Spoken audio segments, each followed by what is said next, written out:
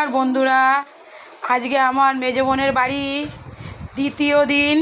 তা কালকে এসেছিলাম। তা এই যে আজকে বোন রান্না করেছে চিচিঙ্গে ভাজা, কলমি শাক ভাজা, কষা কষা মুরগির মাংস, আর এদিকে করেছে চাটনি, আর এই যে মাছ পাতুরি, স্পেশাল মাছ পাতুরি। এটা হেভি ভালো লাগে বন্ধুরা খেতে। হ্যাঁ, তারপরে এই দেখুন আমার বোনের গাছ লাগিয়েছে, গাছে কত চাচি কুমড়ো হয়েছে। তাই আমার বোন দিয়েছে, এটা আমি নিয়ে যাব বাড়িতে গিয়ে করব। আর চলুন গাছটা দেখাই, নাহলে বলবেন মিথ্যা কথা। এই দেখুন কত চাচি কুমড়ো গাছ, বাবারে।